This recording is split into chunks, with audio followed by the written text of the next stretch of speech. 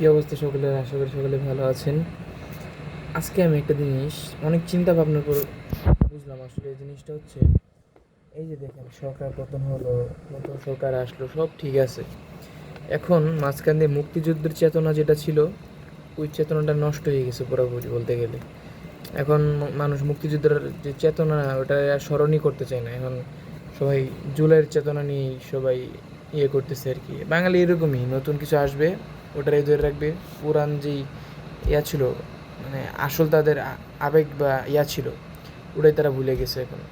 আসলে এটা এখন কি বলবো আর, কিন্তু মানে আওয়ামী লীগ কালে যে সব কিছু ভালো ছিল তেমনও না।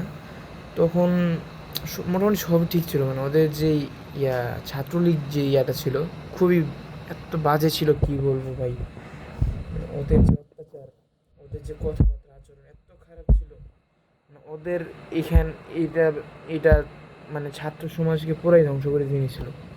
মানে এটা গেল এক কথা। তারপরে যে গুম খুনের ব্যাপার আছে, মানে এই কয়েকটা জিনিস যদি বাদ দেওয়া যেত, মানে ওরা যদি নিজেদের শুধরাইতে পারতো, নিজেরও দেশে থাকতো, মানে খুব সুন্দর কন্ট্রোল হতো।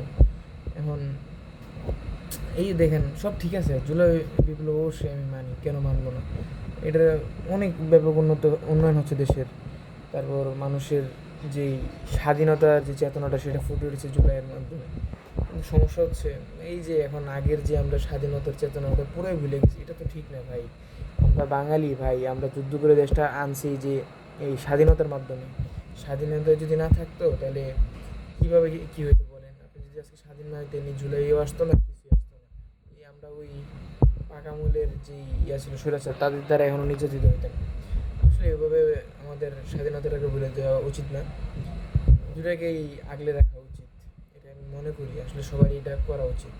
আশা করি আমার যে ছোট সারাংশ সেটা বুঝতে পেরেছেন সবাই। আজকে আমাদের ভালো